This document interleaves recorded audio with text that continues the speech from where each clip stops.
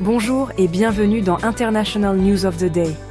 Voici l'essentiel de l'actualité internationale de cette semaine, avec un tour du monde des événements majeurs, continent par continent.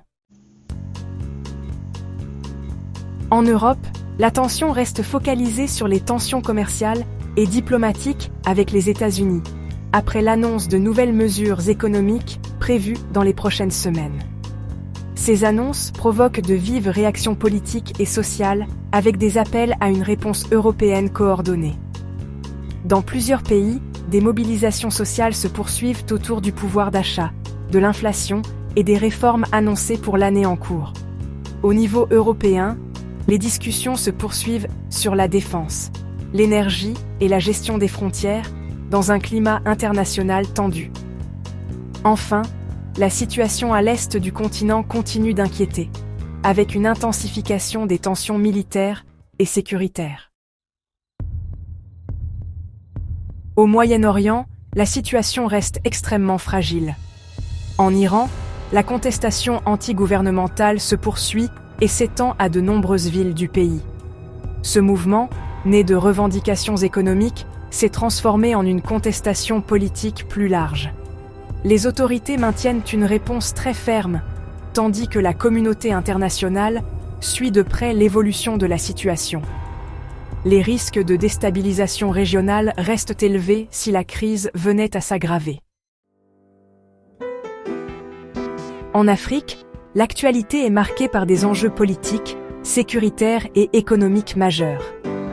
Plusieurs pays traversent des périodes de transition politique délicates, avec des élections sous tension et des appels à davantage de transparence démocratique.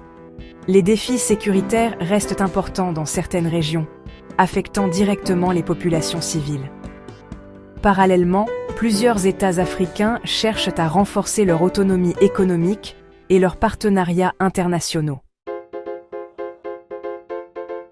Dans les Amériques, la crise au Venezuela continue de dominer l'actualité. Après la capture du président Nicolás Maduro, le pays traverse une période d'instabilité politique majeure. Les partisans du régime dénoncent une ingérence étrangère, tandis que l'opposition évoque une possible transition politique.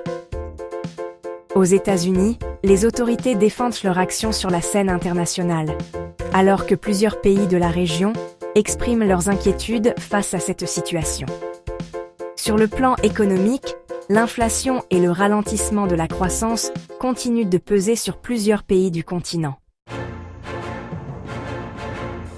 En Asie, les tensions géopolitiques restent élevées.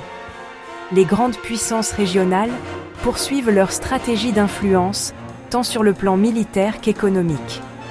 Dans plusieurs pays, des mouvements citoyens réclament davantage de liberté et de réformes politiques. Sur le plan économique, le continent reste un moteur essentiel de la croissance mondiale, malgré un climat d'incertitude. En Océanie, l'actualité est dominée par les enjeux climatiques et stratégiques. Les pays de la région renforcent leur coopération face aux défis environnementaux et à la sécurité maritime dans le Pacifique. À l'échelle mondiale, les marchés restent nerveux face aux tensions géopolitiques et aux annonces économiques. Les grandes entreprises technologiques et énergétiques continuent d'influencer fortement les tendances financières internationales. C'était votre résumé de l'actualité internationale de cette semaine. Merci de nous avoir suivis. Abonnez-vous pour ne rien manquer de l'info mondiale. À très bientôt.